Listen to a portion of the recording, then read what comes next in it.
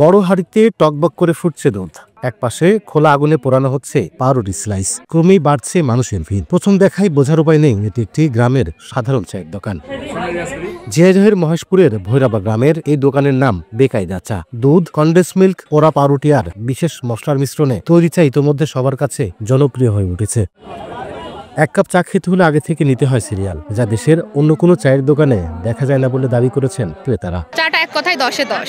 Next time আমরা আবারও আসবো আমার বান্ধবীদের সাথে নিয়ে। বেকায়দা ভাই চা খেতে, সম্রাট ভাই এখানে চা তো না, একেবারে বেকায়দা চা একেবারে।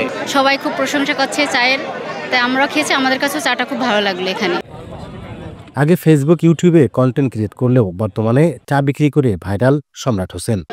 আসলে বেকায়দা চা মূলত আমি চেয়েছিলাম আমার দোকানের নামটা হবে বেকায়দা চা, কিন্তু আসলে চাটাই যে বেকায়দা হয়ে গেছে এটা কখনো বুঝতে পারিনি। যে চা খেতে খেতে গল্পটা ভালো হয়, তাই চায়ের আমি একটা বিজনেস করি। তাছাড়া আমার বাবা একজন চায়ের দোকানদার, সেই সূত্রে আমার মনে হয় যে চায়ের দোকানটা আমার কাছে পারফেক্ট, আমি পারি চা বানাতে।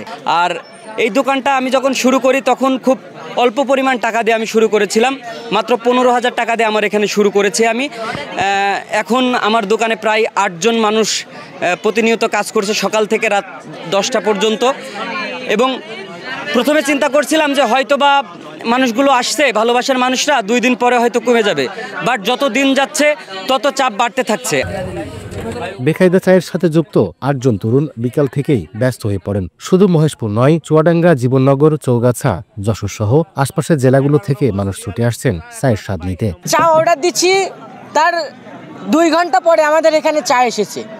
মানে এমন সিরিয়াল দিয়ে চা খাওয়া আমি কোথাও দেখিনি আজও। অনেক ভালো, অনেক পছন্দ হয়েছে, নেক্সট টাইম আবার আসবো। এমন সিরিয়াল দিয়ে কোথাও চা খাইতে পারিনি, এই প্রথম সিরিয়াল দিতে আছে, কিন্তু অনেক লেট হচ্ছে। ফোনে অনেকবার দেখছি, স্যার কথা শুনছি, সেই হিসাবে আসলাম।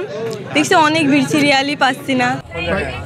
প্রতিদিন এখানে বিক্রি হচ্ছে 20 থেকে 25,000 টাকার চা। গ্রামের সাদামাটার দোকান আজ হয়ে উঠেছে তরুণ উদ্যোক্তাদের নতুন সম্ভাবনার ঠিকানা। নোরাস রহমান সোহাগ, সময় সংবাদ, ঝিনাইদহ।